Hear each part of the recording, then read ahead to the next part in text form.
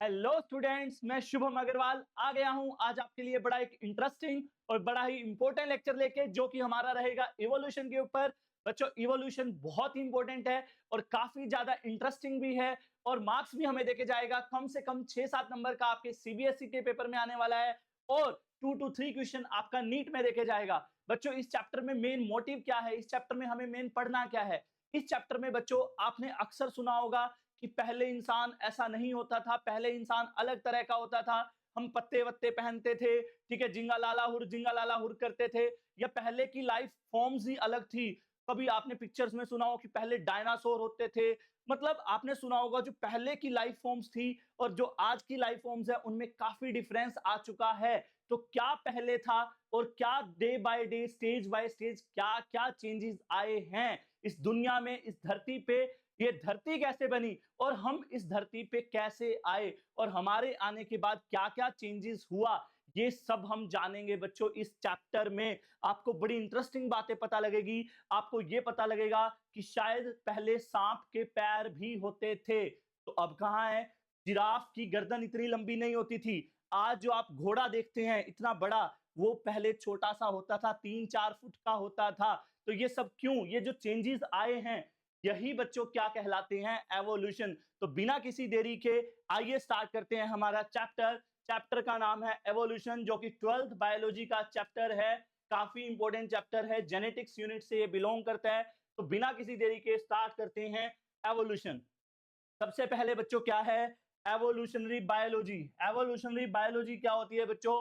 Study of history of life forms. बच्चों, life में मैंने आपको बताया हम ऐसे नहीं थे, हमारे में बहुत सारे चेंजेस आए हैं। जब ह्यूमन धरती पे आया था, ऐसा नहीं दिखाई देता था, उसमें निरंतर उसकी ब्रेन कैपेसिटी में, पहनावे में बहुत सारे चेंजेस आए हैं। और ना सिर्फ ह्यूमन, सभी लिविंग ऑर्गेनिज्म की बच्चों बहुत सारी चेंजेस लाइफ की देखने को मिली है, और उसी की स्टडी क्या कहलाती है बच्चों? Evolutionary biology. नेक्स्ट, उसके बाद बच्चों कुछ ईयर्स, कुछ डाटा दिया हुआ है, ये डाटा याद कर लेना, एमसीक्यू में इंपॉर्टेंट है। इस चैप्टर में आज ये पूरा जो चैप्टर हो जाएगा आपका 30-40 मिनट्स में।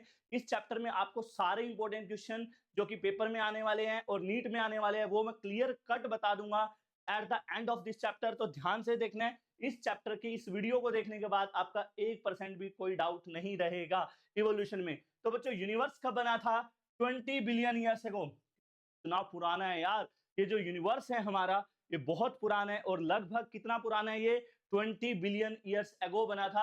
और अर्थ बच्चों बनी बहुत टाइम बाद, यूनिवर्स के काफी ईयर्स बाद अर्थ बनी। अर्थ लगभग कब बनी थी? 4.5 बिलियन ईयर्स अगो, काफी ज्यादा वर्षों के बाद। उसके बाद लाइफ कब आई अर्थ पे? बच्चों, लाइफ जब अर्थ बन चुकी थी, अर्थ कब बनी? 4.5 बिलियन ईयर्स अगो। उसके 500 मिलियन ईयर्स बाद, मतलब 4 बिलियन ईयर्स अगो अर्थ का फॉर्मेशन हुआ था। ये सारे नोट्स आपको टेलीग्राम चैनल पे मिल भी जाएंगे भारत सर के, तो अच्छे से आप सुनते रहें। और ये सेम नोट्स और डिटेल नोट्स भी आपको शेयर कर दिए जाएंगे आज चैनल पे। नाउ बच्चों, अब हम बात करते हैं, ये तो पता लग गया यूनिवर्स कितना पुराना है, एवरीवन, 20 बिलियन ईयर्स अगो। लेकिन यूनिवर्स बना कैसे? ये जो पूरा सृष्टि है, इसका निर्माण कैसे हुआ? तो बच्चों, ज्यादा सोर्सेज पे बिलीव करें तो यूनिवर्स के ओरिजिन को एक्सप्लेन करती है बिग बैंग थ्योरी। कौन एक्सप्लेन करती है? Big bang theory. बच्चों, बिग बैंग थ्योरी क्या कहती है? वर्ड्स को तोड़ो। बिग का मतलब क्या? बड़ा। बैंग का मतलब होता है बच्चों धमाका। एक धमाका तो तब हुआ था जब मैं पैदा हुआ था, और एक धमाका मेरे पैदा होने से पहले, बहुत पहले इनफैक्ट एक बहुत बड़ा धमाका हुआ बच्चों। इतना तेज भयानक धमाका हुआ, और उस धमाके से क्या हुआ बच्चों? यूनिवर्स एक्सपैंड हो गया। क्या हो गया? यूनिवर्स एक्सपैंड हो गया। देखिए बच्चों, बिग एक्सप्लोजन हुआ, जिसकी वजह से क्या हुआ? यूनिवर्स एक्सपैंड हो गया बच्चों। क्या हुआ? Universe expand. और यूनिवर्स जब एक्सपैंड हुआ ना बच्चों, तो टेम्परेचर डाउन आ गया। क्या हो गया? Temperature down. और टेम्परेचर डाउन आने की वजह से बच्चों, वहां पे जो गैसेस थी, हीलियम, हाइड्रोजन वगैरह, उन्होंने मिलके गैलेक्सीज बना दी। तो कुछ इस तरीके से यूनिवर्स का फॉर्मेशन हुआ, इस तरीके से गैलेक्सीज बनी। दोबारा बता रहा हूं, क्या हुआ? एक बहुत बड़ा धमाका हुआ। धमाका होने से क्या हुआ? यूनिवर्स एक्सपैंड हो गया, टेम्परेचर केम डाउन, और गैसेस ने मिलकर क्या बना दी बच्चों? गैलेक्सीज बना दी। तो इस तरीके से यूनिवर्स का फॉर्मेशन हुआ। अब बात करते हैं बच्चों, लाइफ कैसे आई अर्थ पे। क्या लाइफ कैसे आई? तो बच्चों, earlier there was no atmosphere. पहले के टाइम पे, बहुत पहले की बात कर रहे हैं यार, घोर अंधेरा था, जेट ब्लैक था सब कुछ, कोई एटमॉस्फेयर नहीं था। जो आज इतना प्यारा सा मौसम हमें नजर आता है, प्यारा नीला आसमान नजर आ रहा है, पहले ऐसा कुछ नहीं था भाई। कोई एटमॉस्फेयर नहीं था।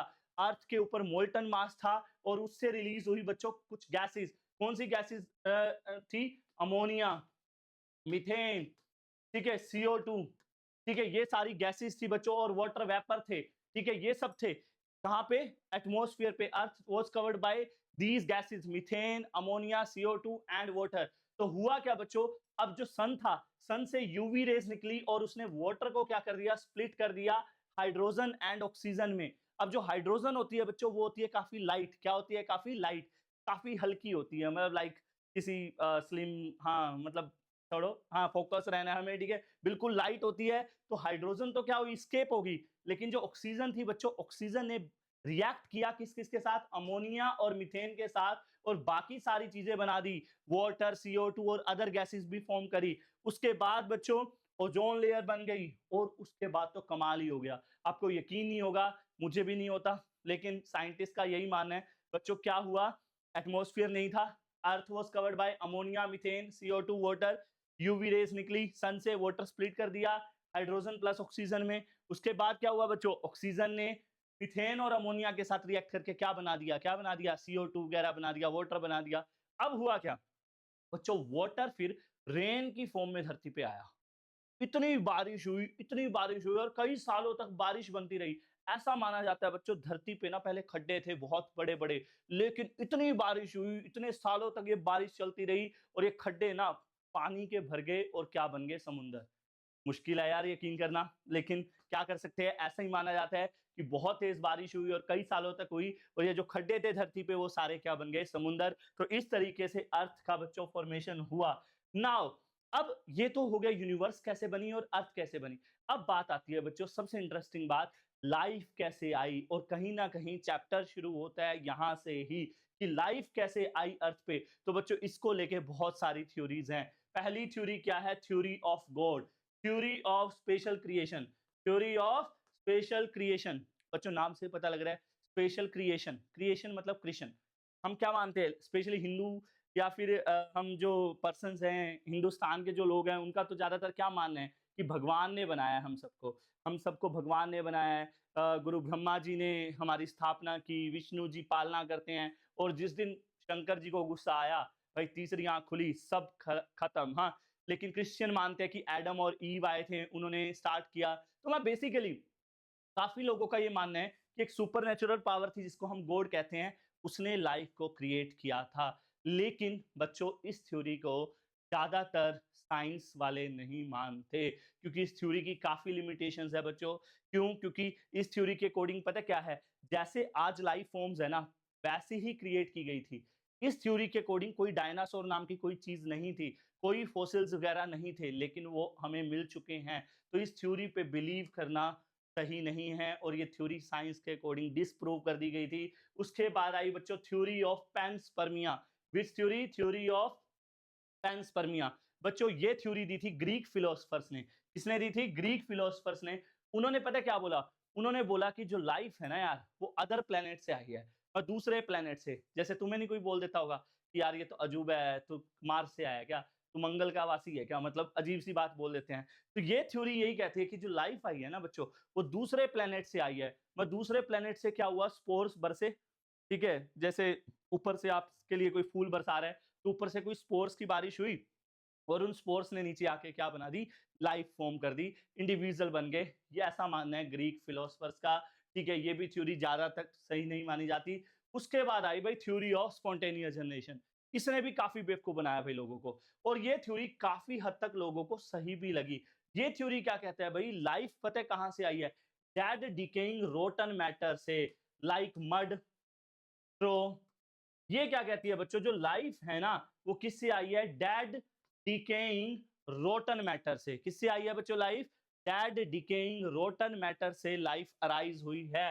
ये कहती है थ्योरी ऑफ स्पॉन्टेनियस जनरेशन। क्या कहती है थ्योरी ऑफ स्पॉन्टेनियस जनरेशन? यहां से चैप्टर शुरू होता है भाई, यहां से ध्यान से पढ़ना शुरू कर दो कि life came from dead decaying rotten matter like mud straw. इस थ्योरी ने सीधी सी बात बोली कि भाई जहां कीचड़ होगा ना, मच्छर अपने आप पैदा हो जाएँगे। यहाँ पे अगर मैं कीचड़ कर दूँ, गंदगी कर दूँ, तो क्या होगा? हाँ, 2-4 दिन बाद मच्छर, बैक्टीरिया ये सब पैदा हो जाएँगे ना। तो यही थ्योरी ऑफ स्पॉन्टेनियस जनरेशन कहती है और इसको काफ़ी हद तक लोग मानने भी लग गए थे। लेकिन एक साइंटिस्ट आता है बच्चों, कौन-सा साइंटिस्ट? Lewis pasture. कौन आया? लुईस पास्चर बच्चों, उसने इस थ्योरी को डिस्प्रूव कर दिया। उसने बोला अच्छा ऐसा है, लाइफ डेड मैटर से आई है। कह रहा है चलो एक काम करते हैं। इसने क्या किया बच्चों, एक प्री स्टेरिलाइज़ फ्लास्क ले लिया। स्टेरिलाइज़ फ्लास्क लिया जिसमें कोई कंटामिनेशन नहीं थी और उसके अंदर उसने क्या किया, डेड यीस्ट को रख दिया बच्चों। किसको रख दिया? डेड यीस्ट को। और सबको बुला लिया भई, जो इस थ्योरी को मान रहे थे। बोले आ जाओ यार, सारे आ जाओ, वेट करते हैं इसमें लाइफ पैदा होगी देखना। लाइफ, नए ऑर्गेनिज़्म पैदा होंगे। 1 दिन बीता, 2 दिन बीते, काफ़ी दिन बीत गए लेकिन बच्चों यहाँ पे कोई लाइफ फॉर्म्स नहीं अराइज़ हुई। तो ये थ्योरी टोटली डिस्प्रूव कर दी गई। किसके द्वारा? लुईस पास्चर के द्वारा। क्या किया उसने? एक स्टेरिलाइज़्ड फ्लास्क लिया और उसके अंदर डेड यीस्ट को रखा लेकिन वहाँ पे कोई लाइफ अराइज़ नहीं हुआ। हालाँकि जब इसने फ्लास्क को ओपन रखा और उसमें डेड यीस्ट को प्लेस किया बच्चों, तब उसने क्या पाया? उसमें लाइफ फॉर्म्स अपीयर हुई, जिससे ये पता लग गया। लेकिन उसने ये तो डिस्प्रूव कर दिया कि लाइफ डेड डिकेइंग मैटर से नहीं आई। तो हमारा सवाल अब भी वही है कि लाइफ आई कहाँ से? यार बड़ी कहानियाँ सुनी होंगी तुमने, दादी अम्मा कहती होगी ऐसे आई, वैसे आई। तो हमारा क्वेश्चन अभी भी वही है कि लाइफ कैसे आई? तो आइए उस बात का आंसर देते हैं। एंड फाइनली जो बच्चों मोस्ट एक्सेप्टेड थ्योरी है, वो थ्योरी है theory of chemical evolution. Very very very important बच्चों, पेपर में आने के इसके पूरे चांस हैं। इस चैप्टर का one of the most important topic, theory of chemical evolution. बच्चों नाम से ही पता लग रहा है यार, केमिकल एवोल्यूशन। बच्चों ये पेपर में पक्का आएगा भाई, केमिकल इवोल्यूशन। ये थ्योरी दी थी भाई एक रशियन साइंटिस्ट ने जिसका नाम था ओपेरिन, एंड एक था इंग्लैंड का बंदा, गोरा था भाई, हाल्डेन। तो ये थ्योरी को देने वाले 2 साइंटिस्ट थे, एक रशिया से था जिसका नाम था ओपेरिन और एक था इंग्लैंड का हाल्डेन। इन बंदों ने क्या बोला भाई, ध्यान से सुनना, कि जो लाइफ है, life came from non living organic molecule, जो पहले से एग्जिस्ट कर रहे हैं। Life came from pre existing non living organic molecules. भाई रट्टा लगा लो, पेपर में आने के पूरे चांस है। थ्योरी ऑफ केमिकल एवोल्यूशन किसने दी? ओपेरिन एंड हाल्डेन ने। और जो कि क्या कहते हैं कि लाइफ जो आई है वो किससे आई है बच्चों? Pre existing non living organic molecule, जैसे आरएनए, प्रोटीन। इनका ये कहना भाई, ये जो आरएनए, प्रोटीन, कार्बोहाइड्रेट, देखो यार हमारी बॉडी किससे बनी है? डीएनए, प्रोटीन, कार्बोहाइड्रेट, इनसे बनी है ना। तो ये ओपेरिन और हाल्डेन का ऐसा मानना था कि नॉन लिविंग मॉलिक्यूल्स आपस में मिलके ऑर्गेनिक मॉलिक्यूल बनाते हैं और ऑर्गेनिक मॉलिक्यूल मिलके क्या बनाते हैं? ऑर्गेनिज्म। लेकिन इस बात पे बिलीव करना काफी हार्ड था कि लिविंग लाइफ नॉन लिविंग से कैसे आ सकती है। तो कोई इस बात को मानने के लिए तैयार नहीं था। तभी के तभी एक एक्सपेरिमेंट होता है जो कि हद से ज्यादा इंपॉर्टेंट है। इस चैप्टर का सबसे इंपॉर्टेंट टॉपिक्स में से एक Miller experiment. Very very very important. Miller experiment ने बच्चों इस थ्योरी को प्रूव किया था। उसने कहा था Oparin and Haldane was right, वो बिल्कुल सही कह रहे हैं। मिलर ने क्या कहा? कह रहे एक काम करते हैं, कोई कह रहा है भाई भगवान ने लाइफ बनाई है, कोई कह रहा है कुछ स्पोर से आई है, कोई कह रही है दूसरे प्लेनेट से आए हुए हैं, ये कुछ कह रहे हैं। इसके दिमाग में आइडिया आया। मिलर के साथ एक और बंदा भी था, यूरे था। ठीक है, 1953 की बात है भाई। मिलर ने क्या कहा? कह रहा है हम ना एक काम करते हैं, जैसी पहले कंडीशंस थी ना अर्थ पे, वैसी कंडीशंस पैदा कर देते हैं। एक apparatus बनाते हैं, ठीक है, जिसमें पहले जैसी कंडीशंस रखते हैं।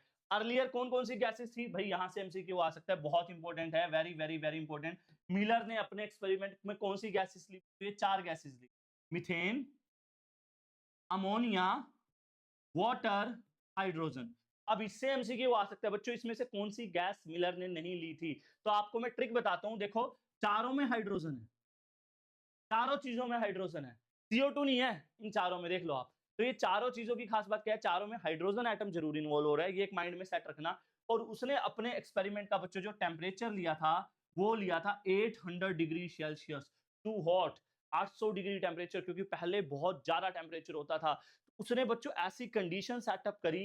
ये डायग्राम पक्का कर लेना भाई, पेपर में आ सकता है। मिलर एक्सपेरिमेंट 3 और 5 मार्क्स में आ सकता है। इसका apparatus बनाओ और इसने क्या किया था, तो इसने क्या किया था बच्चों, ये 4 चीजें ली अपनी एक्सपेरिमेंट में, टेम्परेचर रखा 800 डिग्री सेल्सियस और इलेक्ट्रोड की हेल्प से करंट डिस्चार्ज किया जो कि वोल्केनिक स्टॉर्म्स का काम कर रहा था।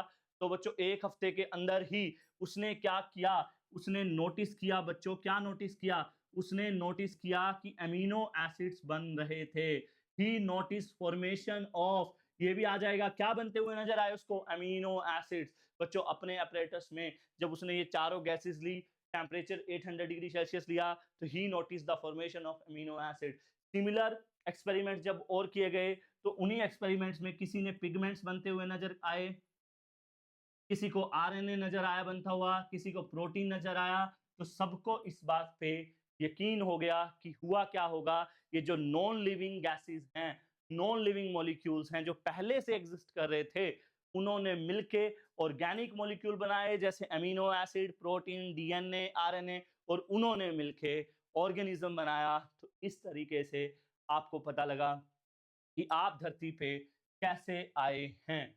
नाउ अब सवाल आता है बच्चों कि हमने भगवान वाली थ्योरी पे थोड़ा सा सवाल उठाया कि भगवान ने लाइफ की सारी फॉर्म्स बनाई है, वो पूरी तरह सच नहीं है। तो अब आपके दिमाग में ये क्वेश्चन आ रहा होगा, आपके पास क्या प्रूफ है, आपके पास क्या एविडेंसेस हैं। एविडेंसेस का मतलब होता है बच्चों, आजकल हर बात का ना एविडेंस चाहिए होता है। मैं कुछ भी बोल दूं तो भाई, मैं कहूं कि मैं सबसे अच्छा बायो पढ़ाता हूं इस एरिया में, तो आप कहोगे क्या एविडेंस है, तो मैं आपको रिजल्ट्स दिखाऊंगा नीट के, हाँ 90 प्लस 12th वालों के, तो आपको यकीन हो जाएगा। तो बच्चों यहाँ पे भी यही सवाल था, what are the evidences for evolution.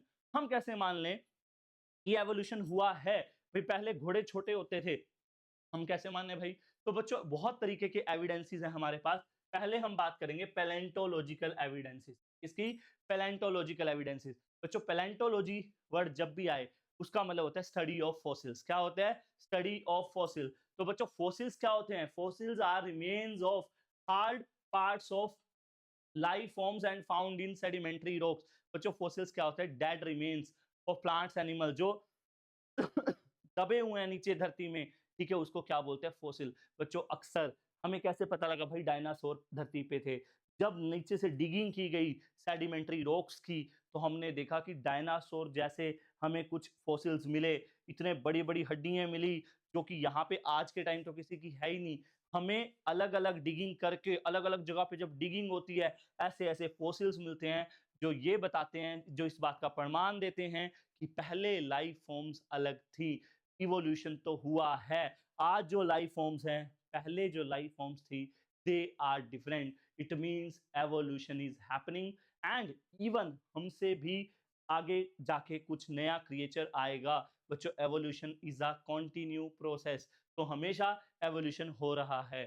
समझ गए। नाउ सवाल आता है बच्चों मॉर्फोलॉजिकल एंड एनाटॉमिकल एविडेंसेस। अब आपको बड़ी एक मैं इंटरेस्टिंग बात बताता हूँ बच्चों, आपको पता है जो वेल है, वेल भी मैमल है और हम भी मैमल है।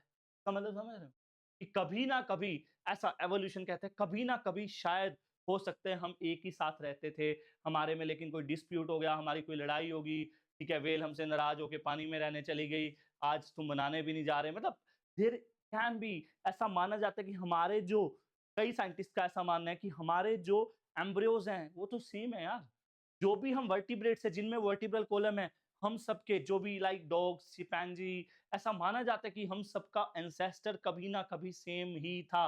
तो एवोल्यूशन तो हुआ है, और उसी में मैं ऐड करता हूँ मॉर्फोलॉजिकल एंड एनाटॉमिकल एविडेंसेस को, और इसमें हम पढ़ेंगे बच्चों होमोलोगस एंड एनालोगस ऑर्गन्स, जो कि हद से ज्यादा इंपॉर्टेंट है।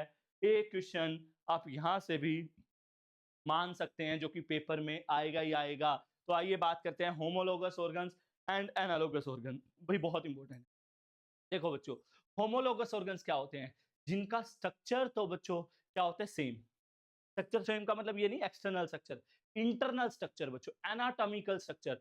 वो ऑर्गन्स जिनका internal structure, anatomical structure same हो या ओरिजिन सेम हो लेकिन फंक्शन डिफरेंट हो उन ऑर्गन्स का, तो हम उसको क्या बोलेंगे, होमोलोगस ऑर्गन्स। क्या होते हैं बच्चों होमोलोगस ऑर्गन, मेरे साथ साथ बोलो, ऑर्गन्स जिनका स्ट्रक्चर सेम होगा इंटरनल लेकिन फंक्शन अलग होगा, दैट इज होमोलोगस।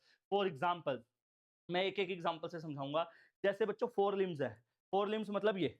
अब ये वाले जो 4 लिम्स हैं, अगर मैं मेरे देखूँ और एक लॉयन ले लिया मैंने, ठीक है? लॉयन का 4 लिम्ब मतलब उसके आगे वाली टाँगे। तो क्या देखेंगे यहाँ पे ह्यूमरस, रेडियस, अल्ना इंटरनली क्या होगा? एक यहाँ पे बोन होगी, 2 यहाँ पे, फिर ये 5 उँगलियाँ होंगी, सेम होगा। इंटरनल स्ट्रक्चर सेम है, लेकिन फंक्शन बच्चों मैं तो लिखने का काम कर रहा हूँ।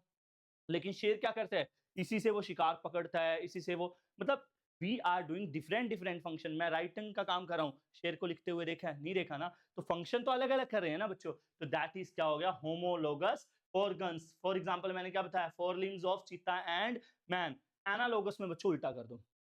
एक याद करना भाई, यहां से क्वेश्चन पक्का आएगा। और क्या आएगा? एग्जाम्पल्स। एग्जाम्पल देके पूछेंगे बताओ वो होमोलोगस है या एनालोग।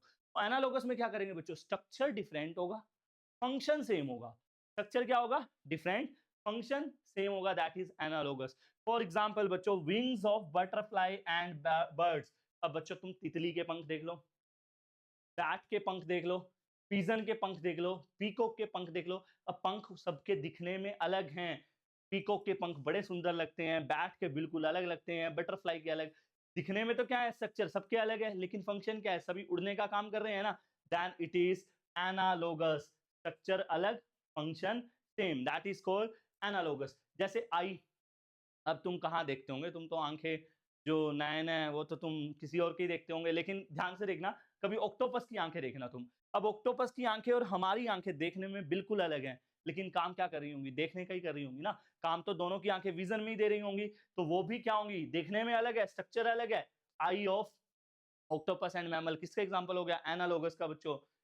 पोटैटो एंड स्वीट पोटैटो बच्चों, आलू और शकरकंदी दोनों ही स्टार्च के सोर्स हैं, लेकिन स्ट्रक्चर दोनों का अलग अलग है बच्चों। पोटैटो स्टेम होती है, स्वीट पोटैटो रूट होती है। Flipper of penguins and dolphins. अब फ्लीपर बच्चों दोनों स्विमिंग में हेल्प करेंगे, डॉल्फिन के भी पेंगुइन में भी, लेकिन स्ट्रक्चर अलग अलग है, that is analogous organ. Homologous के 3 एग्जांपल हो रहे हैं बच्चों, वर्टिब्रेट हार्ट, वर्टिब्रेट ब्रेन। अब यहाँ पे फंसते हैं सारे, specially vertebrate brain. Vertebrate brain का मतलब है बच्चों कि आपका और कुत्ते का ब्रेन। एक कुत्ता है, ठीक है, डॉगी है, ठीक है, उसका ब्रेन और एक आपका ब्रेन। अब आप क्या सोचोगे? हम ब्रेन तो सेम ही काम करेगा सोचने का। नहीं बच्चों, अगर यहाँ पे आग लगा दूं, आप क्या सोचोगे? पानी डाल देती हूँ। कुत्ता क्या सोचेगा? निकल ले। आपका और कुत्ते का या किसी और दूसरे वर्टिब्रेट का फंक्शन दिमाग अलग अलग करेगा। समझ गए? ये मत सोचना कि दिमाग का काम है सोचना, सोचने का भी तो अलग अलग नजरिया है ना। तो दैट इज, उस बेसिस पे आपने क्वेश्चन सोल्व करना है बच्चों। Vertebrate heart, vertebrate brain, 4 limbs, and last example is thorn and tendril. बच्चों थोर्न क्या होता है? कांटा। कांटा किस में हेल्प करता है? डिफेंस में। टेंड्रिल किस में हेल्प करती है? स्पोर्ट में। तो ये भी क्या है? दोनों स्टेम होती हैं, बट तो स्ट्रक्चर तो सेम है, दोनों स्टेम है, लेकिन फंक्शन क्या कर रही है? अलग अलग। तो उसको क्या बोलेंगे? होमोलोगस। और बच्चों हमेशा याद रखना, आपके घर एचडी टीवी होंगे, सभी के घर में क्या होंगे? HD TV. और अब गर्मियां आ रही हैं तो सबके घर में क्या लगे होंगे? एसी। क्या लगे होंगे? एसी। बड़ी काम की बात बता रहा हूं, ध्यान से सुनो। एचडी टीवी होंगे सभी के घर और एसी लगे होंगे। एचडी का मतलब क्या है बच्चों? होमोलोगस ऑर्गन, डी से डाइवर्जेंट। ये डाइवर्जेंट इवोल्यूशन को लीड करेंगे। किसको लीड करेंगे? डाइवर्जेंट इवोल्यूशन को। और एनालोगस ऑर्गन्स हमेशा ए सी। ए का मतलब एनालोगस, सी का मतलब कन्वर्जेंट। ये किसको लीड करेंगे बच्चों? कन्वर्जेंट इवोल्यूशन को। तो ये बहुत इंपॉर्टेंट टॉपिक है। अब तक क्या क्या इंपॉर्टेंट हुआ है? मिलर एक्सपेरिमेंट, केमिकल इवोल्यूशन और ये ऑर्गन्स बड़े इंपॉर्टेंट थे। Now next topic is examples of evolution by anthropogenic action. बच्चों एंथ्रोपोजेनिक एक्शन भी बढ़िया है, बढ़िया टॉपिक है। अब एंथ्रोपोजेनिक एक्शन क्या है भाई? सबसे पहले मैं एक बात बताता हूँ, ठीक है। जब तुम टीचिंग ही कर रहे हैं तो सभी स्टूडेंट्स ही आए हुए हैं क्लास में, तो स्टूडेंट वाला एग्जांपल देता हूँ। भाई जब तुम्हें पहली बार क्लास में कोई क्वेश्चन नहीं आया होगा, तो टीचर ने क्या किया होगा? तुम खड़ा हो जा भाई, आगे आ जा। और छड़ी ली होगी टीचर ने, हाथ में डंडा लिया होगा और तुम्हें कहा होगा ऐसे कर लो भाई, हाथ ऐसे कर लो।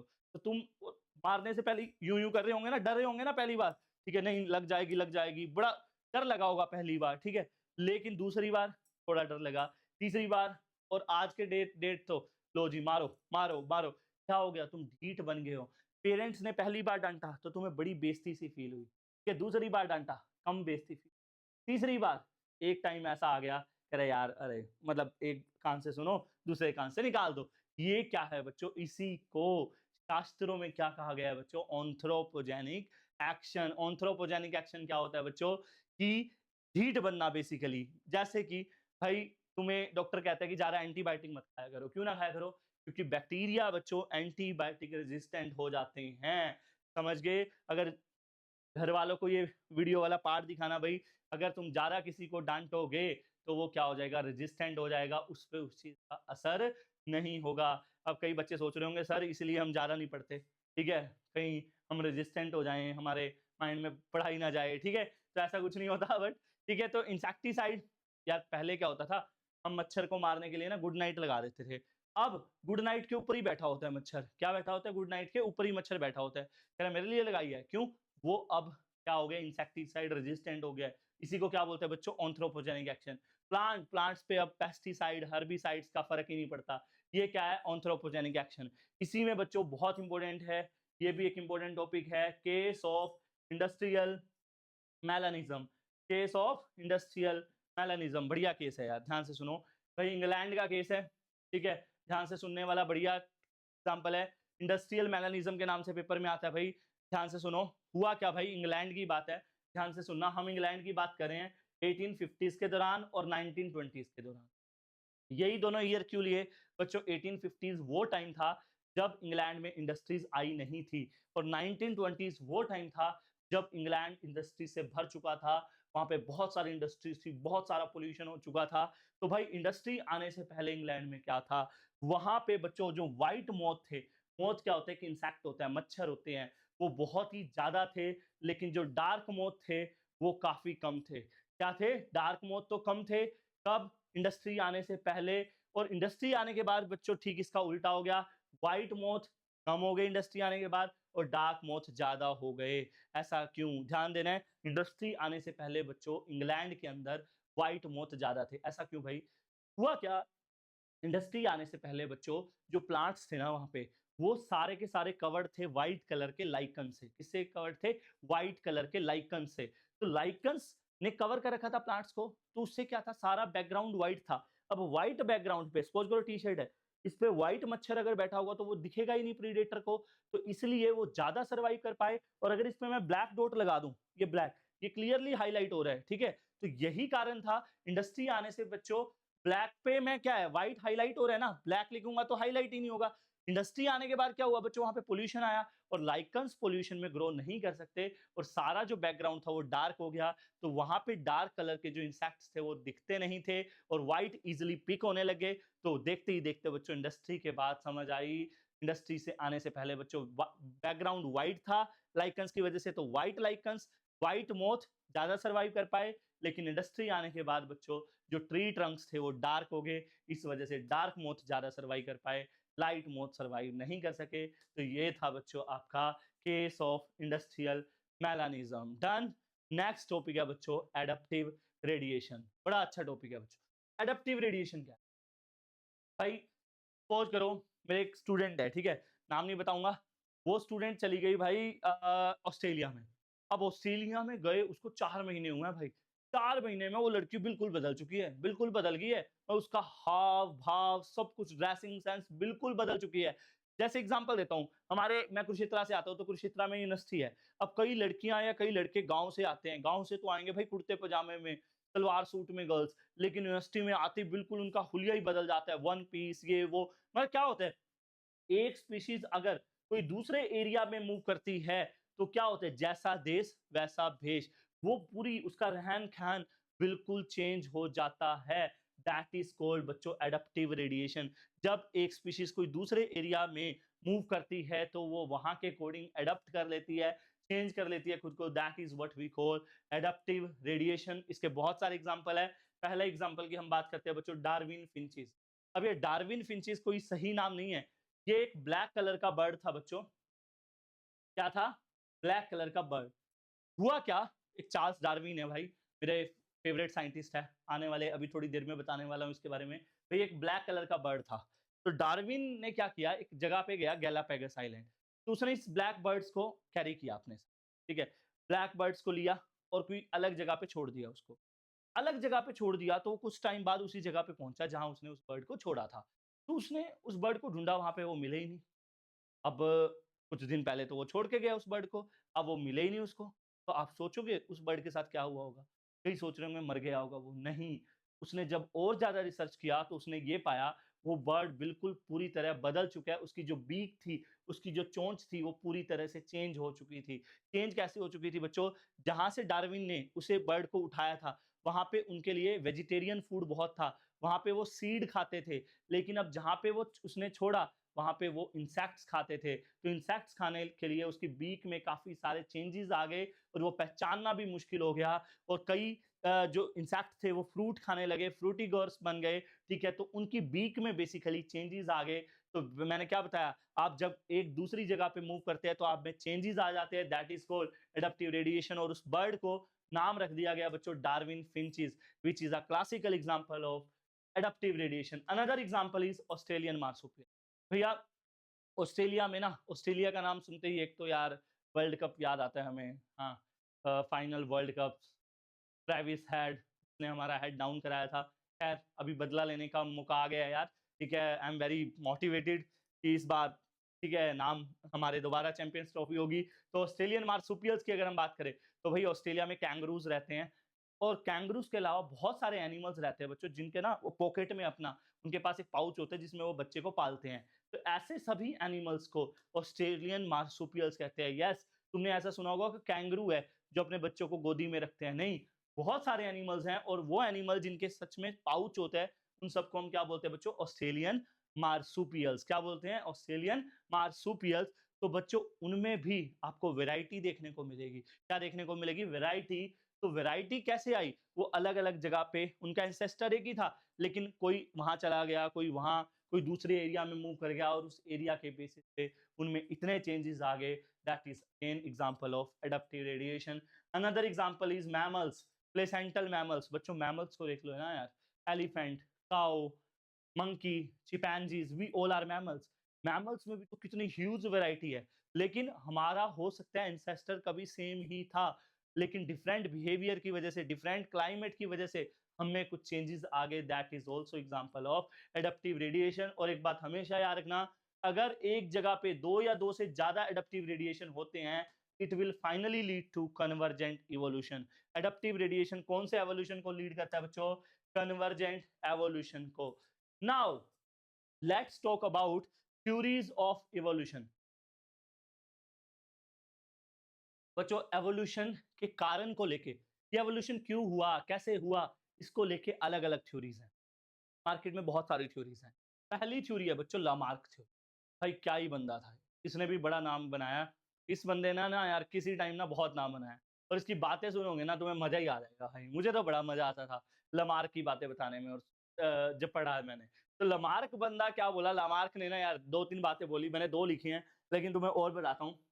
लमार्क का जो पहला मेन पोस्टुलेट है वो है बच्चों use and disuse of organ.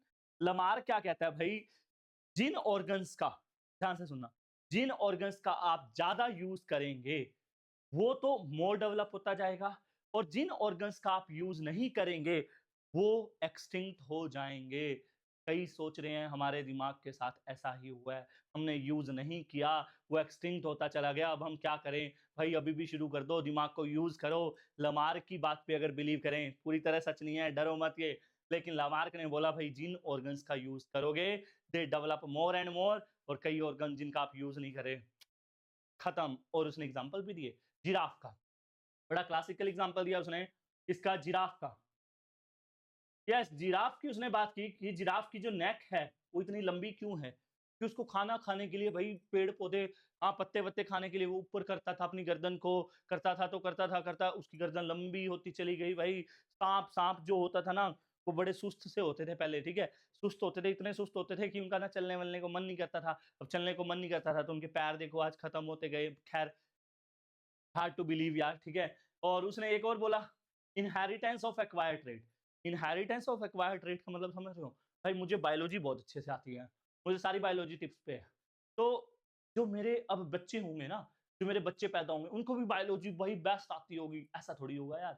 मुझे सचिन तेंदुलकर का बेटे को फिर तो बैटिंग, मतलब वो ग्रेटेस्ट बैट्समैन होता अगर ऐसा होता था। इसका कहने का मतलब है भाई जो कैरेक्टर आपने एक्वायर कर लिया ना, डेवलप कर लिया, वो आगे भी चला जाएगा। तो ये बात भी उसकी गलत थी। तो लमार्क थ्योरी ज्यादा दिन नहीं चली। उसके बाद आया मेरा favourite scientist Charles Darwin. Charles Darwin ने बच्चों दो बातों पे ध्यान दिया ज्यादातर, एक तो नेचुरल सिलेक्शन पे और एक ब्रांचिंग डिसेंट। तो उसके मेन पोस्टुलेट थे थ्योरी के, natural selection and branching descent. भाई उसने क्या कहा, डार्विन ने क्या कहा जी, सर्वाइवल ऑफ द फिटेस्ट। क्या कहा, सर्वाइवल ऑफ द फिटेस्ट। मतलब बड़ी सिंपल सी बात बोली भाई, सीधी सी बात बोली कि जो फिट रहेगा ना, मुझे बड़ी पसंद है भाई इसकी बात, डार्विन की सीधी सी बात लाइफ में भी याद रखना भाई, जो फिट रहेगा वही सरवाइव करेगा। नेचर उसी को सेलेक्ट करती है जो सबसे बेस्ट होता है, जो फिट रहता है। फिट का मतलब है यहाँ पे रिप्रोडक्टिव फिट। फिट का मतलब ये नहीं कि मेरे जैसी 6 फुट हाइट हो, बॉडी शॉडी हो, सही हो भाई, रिप्रोडक्टिव हेल्दी हो। वो रिप्रोडक्टिव फिटनेस की बात की थी उसने। भाई जो ऑर्गेनिज्म जितना ज्यादा रिप्रोड्यूस करेगा, डार्विन का सीधा सा था भाई, हम अर्थ पे आए हैं तो रिप्रोडक्शन के लिए आए हैं, जितना ज्यादा जो रिप्रोड्यूस करेगा उतने ही ज्यादा चांसेस होंगे उसके सर्वाइवल के, कि उसके जितने ज्यादा बच्चे होंगे उतना ही वंश आगे जाएगा। भाई 10 बच्चे हुए, 10 में से 2 तो चज के निकलेंगे, अच्छे निकलेंगे। ये था भैया डार्विन की बात। डार्विन ने क्या कहा भाई, नेचर उसी को फिट सेलेक्ट करेगी जो रिप्रोडक्टिवली फिट रहेगा, जो ज्यादा से ज्यादा रिप्रोड्यूस करेगा। डार्विन बड़ा इन्फ्लुएंस था किसके वर्क से, थॉमस माल्थस के। ठीक है, थॉमस माल्थस से वो बड़ा इन्फ्लुएंस था यार। और डार्विन के अकॉर्डिंग जो वेरिएशंस थी भाई बहुत स्मॉल होती है, एवोल्यूशन बहुत ही एक ग्रेजुअल प्रोसेस है। क्या है एवोल्यूशन, ग्रेजुअल प्रोसेस है, और छोटी छोटी टाइम के बाद वो आता है, छोटी छोटी वेरिएशंस आती हैं और उस तरीके से अपना एवोल्यूशन चलता रहता है। ठीक उसके अपोजिट एक साइंटिस्ट आया भाई, ह्यूगो डी व्राइस। उसने बोला डार्विन की बात सही नहीं है भाई, स्लो स्लो नहीं है एवोल्यूशन, एकदम क्या होगा, जज्बात बदल जाएंगे, तबाही हो जाएगी। उसने बोला भाई एवोल्यूशन जो है ना वो एक सिंगल स्टेप लार्ज म्यूटेशन की वजह से होता है, जिसको बोलते हैं साल्टेशन। और साल्टेशन इंपॉर्टेंट है, पेपर में आ सकती है। साल्टेशन क्या है भाई, ह्यूगो डी व्राइस के अकॉर्डिंग क्या है, एवोल्यूशन सिंगल स्टेप में होता है, बड़े म्यूटेशन की वजह से होता है, जिसको हम क्या बोलते हैं, साल्टेशन। ये कहता है भाई ह्यूगो डी व्राइस। और इसके अकॉर्डिंग जो वेरिएशन है बड़ी लार्ज आती हैं and they are not gradual, they are randomless, कभी भी कुछ भी हो सकता है। उसके बाद हमारा जो टॉपिक है बच्चों वो क्या, हार्डी विनबर्ग इक्विलिब्रियम। भाई सीधी सी बात कहता है, भाई बहुत सीधी सी बात कहता है कि अगर एक पॉपुलेशन काले लोग रहते हैं, एक पॉपुलेशन में कौन रहते हैं, ब्लैक पर्सन रहते हैं, सारे काले लोग रहते हैं, तो ये सीधी सी बात कहता है भाई उस काले लोगों की पॉपुलेशन में ना कोई गोरा नहीं पैदा हो सकता भाई। ये क्या कहता है, जो जीन पूल है ना, सीधी सी बात कहता है भाई, जो जीन पूल है ना वो हमेशा कांस्टेंट रहता है, वो कभी चेंज नहीं होता। एक पॉपुलेशन का जी जीन पूल हमेशा चेंज नहीं होता, इट ऑलवेज रिमेन कांस्टेंट। और इसी को हम क्या बोलते हैं बच्चों, जेनेटिक इक्विलिब्रियम। जेनेटिक्स कभी भी चेंज नहीं होती एक पॉपुलेशन की। और ये दिया था बच्चों हार्डी और विनबर्ग ने, इसीलिए इसको हम हार्डी विनबर्ग प्रिंसिपल भी कहते हैं, जो कि क्या कहता है भाई, gene pool of a population it always remain constant. Allelic frequency किसी भी जीन की चेंज नहीं होती, वो हमेशा कांस्टेंट रहती है। उसने एक इक्वेशन भी दी बच्चों, उसने क्या किया, दो एक जीन के दो एलीलिक फॉर्म है, एक कैपिटल ए और एक स्मॉल ए। ये डोमिनेंट हो गया, ये आपका रिसेसिव होगा, तो उसको उसने रिप्रेजेंट किया पी से, और रिसेसिव को रिप्रेजेंट किया क्यू से। तो उसने इक्वेशन दी P square plus 2p Q plus Q square equal to 1। ये क्या है बच्चों, ये कहीं ना कहीं ये जो तीनों चीजें हैं ये जीन पूल को दर्शा रही हैं। किसको दर्शा रही हैं, जीन पूल। और वो हमेशा उसकी वैल्यू कभी भी चेंज नहीं होगी, it is always constant and it is equal to 1। जहां पे p क्या है आपका फ्रीक्वेंसी ऑफ डोमिनेंट एलील, और q क्या है frequency of recessive allele. Simple language में मैंने आपको बताया भाई, हार्डी विनबर्ग का कहना है कि जीन पूल कभी भी किसी पॉपुलेशन का चेंज नहीं होता, हालांकि अंटिल कुछ ऐसे फैक्टर हैं अगर वो वहां पे आ गए। अब कई लोग यही सोच रहे होंगे कि नहीं सर, हमने काले लोगों की पॉपुलेशन में गोरे लोगों को भी देखा है। हो सकता है अगर इन 5 फैक्टर्स में से बच्चों 5 फैक्टर्स हैं जो हार्डी विनबर्ग इक्विलिब्रियम को डिस्टर्ब कर सकते हैं। कौन कौन से, जीन फ्लो और जीन माइग्रेशन भी कहते हैं इसको हम, रिकॉम्बिनेशन, इसको हम क्रॉसिंग ओवर भी कहते हैं, mutation, genetic drift and natural selection. Next page पे है नेचुरल सिलेक्शन, हम उसकी बात करेंगे, वो जानबूझ के मैंने अलग से लिखा है क्योंकि वो सबसे इंपॉर्टेंट है। तो 5 फैक्टर है बच्चों, कौन कौन से, number 1 gene flow. Gene flow को हम जीन माइग्रेशन कहते हैं। पहले इसको समझते हैं बच्चों, ये देखो यहाँ पे बहुत सारे लोग रहते थे, अब हुआ क्या, ये वाले जो पर्सन है, ये जो दो मैं हाईलाइट कर रहा हूँ, ये उठ के यहाँ पे नई जगह रहने चले गए। अब जहां पे ये कोई पुरानी, ये कोई अलग, पॉपुलेशन है, इनके साथ ये रहने आ गए, ये जो 2 लोग थे। अब होगा क्या, ये इनके साथ घुल-मिल जाएँगे, शादी-वादी करेंगे, प्यार-मोहब्बत करेंगे, तो इनके भी बेबीज़ होंगे। तो होगा क्या, यहाँ पे भी वेरिएशंस देखने को मिलेगी। अब ये रेड और ग्रीन का जो मिक्सचर बनेंगे, थोड़ा बहुत तो वेरिएशन आएँगी ना यहाँ पे, सपोज़ करो ब्लू दिखा रहा हूँ मैं, तो यहाँ पे कुछ वेरिएशंस आ जाएँगी। तो जब भी कोई एक पॉपुलेशन यहाँ से छोड़ के एक अलग एरिया पे जाएगी, तो दोनों पॉपुलेशन में कुछ चेंजेस देखने को मिलेंगे। ये कहता है आपका जीन फ्लो, जीन माइग्रेशन। अगर कोई बाहर से लोग आपकी कॉलोनी में रहने आएँगे, तो वहाँ पे चेंजेस आएँगे, इक्विलिब्रियम डिस्टर्ब होगा। तो ये था बच्चों पहला factor, gene flow. Secondary recombination, बच्चों रिकॉम्बिनेशन तो आप पढ़ चुके हैं, क्रॉसिंग ओवर जेनेटिक्स में पढ़ाया था। यही एक वेरिएशन का मेनली कारण होता है। आप सेल डिवीजन में भी पढ़ चुके होंगे। म्यूटेशन, म्यूटेशन क्या होता है बच्चों, सडन चेंज इन डीएनए। ये भी आप पढ़ चुके हैं, यहाँ पे एक्सप्लेन भी नहीं कर रखा है इस चैप्टर में, बट मैं बता रहा हूँ म्यूटेशन क्या होता है, सडन चेंज इन डीएनए। ये भी एक कारण है। जो मेन एक्सप्लेन किए गए हैं इस चैप्टर में, gene flow, genetic drift and natural selection. आइए बात करते हैं जेनेटिक ड्रिफ्ट की। बच्चों जेनेटिक ड्रिफ्ट क्या होता है, बड़ा अच्छा कंसेप्ट है। जेनेटिक ड्रिफ्ट समझिए क्या होता है।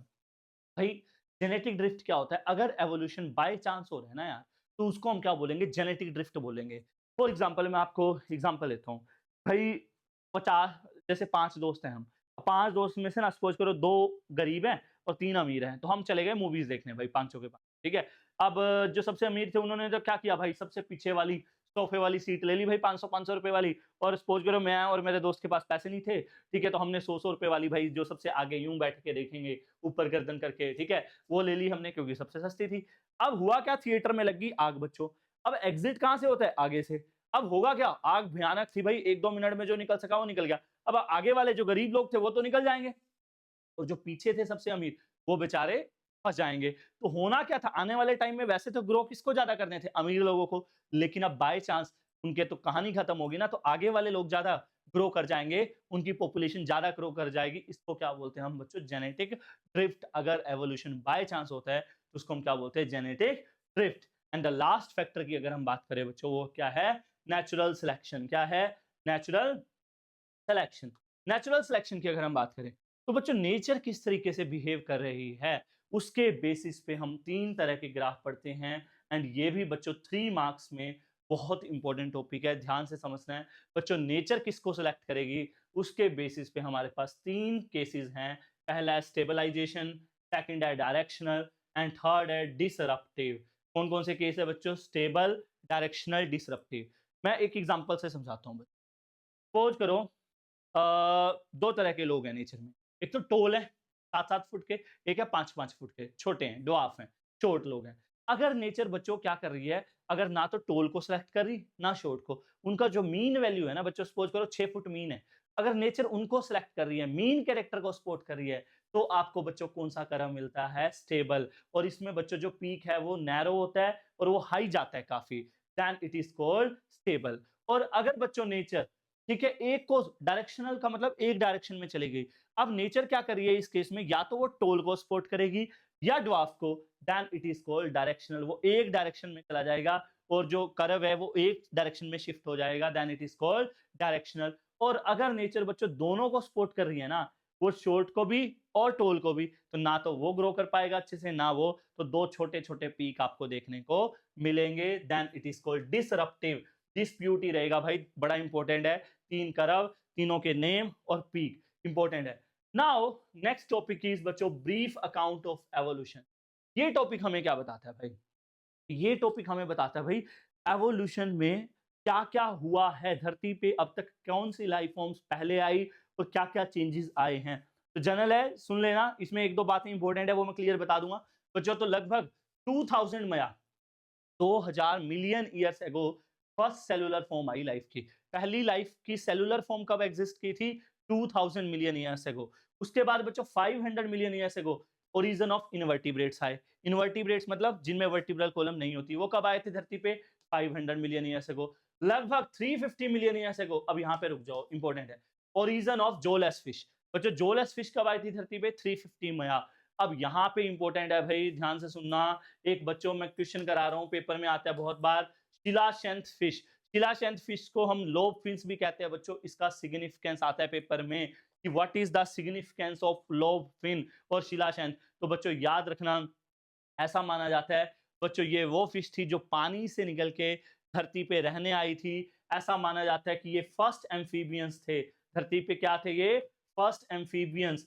जो हमारे मॉडर्न डे फ्रॉग्स हैं, ये ऐसा माना जाता है कि ये एंसेस्टर हैं हमारे मॉडर्न डे फ्रॉग्स के।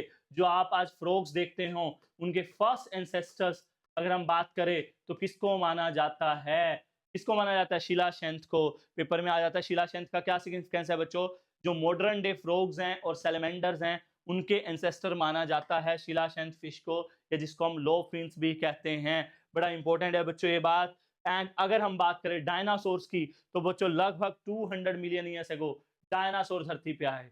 बच्चों आज का मनुष्य जो इतरा रहा है, उसको इस बात पे ध्यान जरूर देना चाहिए। डायनासोर अर्थ पे पता है कब आए थे? लगभग 200 मिलियन ईयर्स अगो।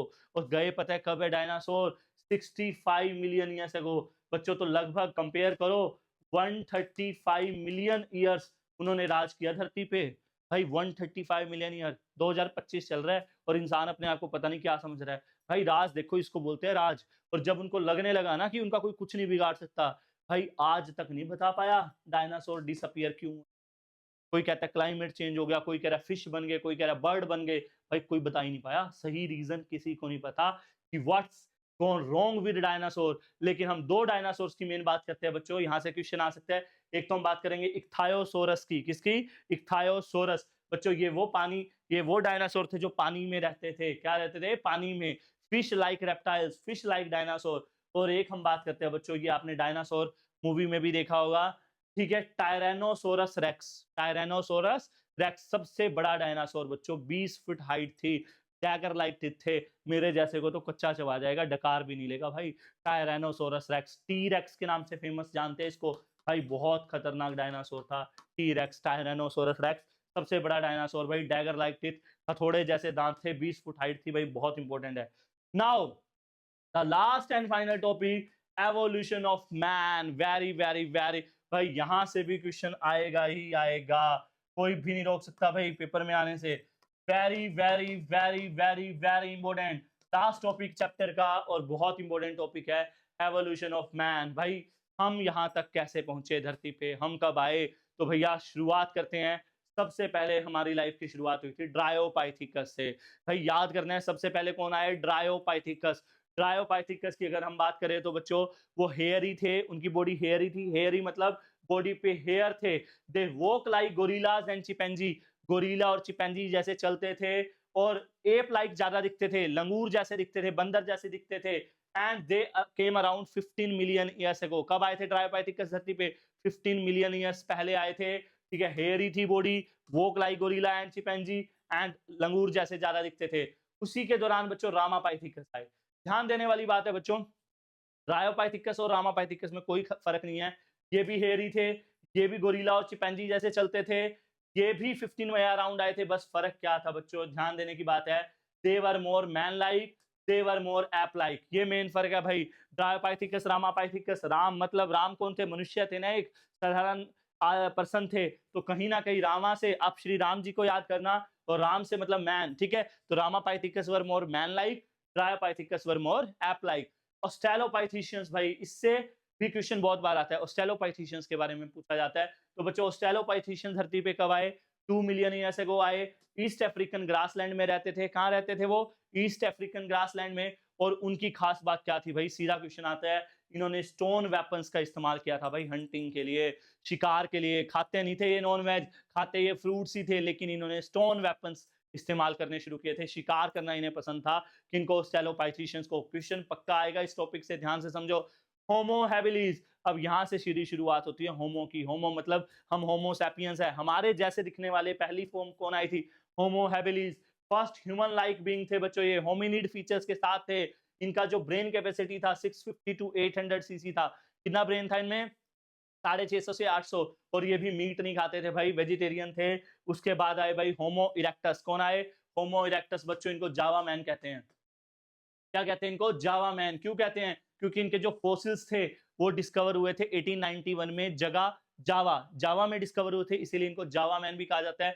मीट खाते थे भाई ये, पहले वाले मीट नहीं खाते थे होमो हैबिलिस, ठीक है। और उनकी ब्रेन कैपेसिटी कितनी थी? तीनों की ब्रेन कैपेसिटी याद रखना। होमो हैबिलिस की कितनी थी? 650 टू 800। इनका ब्रेन होता है बच्चों 900 सीसी। डन। एंड सबसे इंपॉर्टेंट भाई, इन सब में सबसे इंपॉर्टेंट है भाई नेनेंथ्रल मैन, होमो नेनेंथ्रलीज, भाई सबसे ज्यादा ब्रेन कैपेसिटी, सबसे वाइजेस्ट मैन भाई, highest brain capacity 1400 CC brain capacity थी भाई इनकी। ठीक है, इन्हीं में इतना दिमाग आया था, इन्हीं को लगा था भाई हमें, इनसे पहले वाले इंसान ना यूं ही फिरते थे, इन्हीं में इतना दिमाग आया कि हमें ना यार कुछ पत्ते वत्ते पहन लेने चाहिए, ठीक है, ऐसे नहीं फिरना चाहिए। इन्होंने ही पत्ते वत्ते पहनना शुरू किया बच्चों। इन्होंने ही कहीं ना कहीं, पहले क्या होता था, जो इंसान मर जाते थे वो यूं ही छोड़ देते थे बॉडीज को, इन्होंने ही बच्चों सबसे पहले क्या किया, बरीड करना शुरू किया था अपनी डेड बॉडी को। डन। एंड फाइनली आगमन हुआ होमो सैपियंस का, हमारा लगभग 75,000 साल से 10,000 साल पहले हमारा आगमन हुआ। अफ्रीका माना जाता है हमारा ओरिजन। और उसके बाद दो सीक्वेंस याद रखना बच्चों, जो केव आर्ट है, केव आर्ट कब आई थी, 18,000 साल पहले, और एग्रीकल्चर हमने कब शुरू की, 10,000 साल पहले। तो ये था बच्चों आपका एवोल्यूशन। ठीक है, पूरा चैप्टर हो गया। इसमें से इंपॉर्टेंट्स की अगर हम बात करें, जो क्वेश्चन आने वाले हैं बच्चों, थ्योरी ऑफ केमिकल इवोल्यूशन याद रखना, क्या, chemical evolution plus Miller experiment, बहुत इंपॉर्टेंट है यार, पेपर में आने के पूरे चांस हैं। होमोलोगस एंड एनालोगस ऑर्गन्स, बहुत ज़्यादा चांस है क्वेश्चन आने से। ह्यूमन एवोल्यूशन बहुत इंपॉर्टेंट है, पेपर में आने के पूरे चांस हैं। डन। और आपका अभी अभी मैंने बताया वो नेचुरल सिलेक्शन, बहुत ज़्यादा चांस है ग्राफ के साथ, बहुत ही ज़्यादा इंपॉर्टेंट है। ये 4 टॉपिक से तो पक्का क्वेश्चन आएगा। इसके अलावा शिलाशांत, टायरानोसॉर्स के बारे में पढ़ लीजिएगा। तो ये था आपका एवोल्यूशन, लगभग कंप्लीट हो गया है। इससे आपका नीट का और सीबीएसई में या कोई भी बोर्ड के एग्जाम हो, अच्छे मार्क्स आ जाएंगे। थैंक यू सो मच, मिलते हैं जल्द नेक्स्ट वीडियो के साथ। Thank you so much.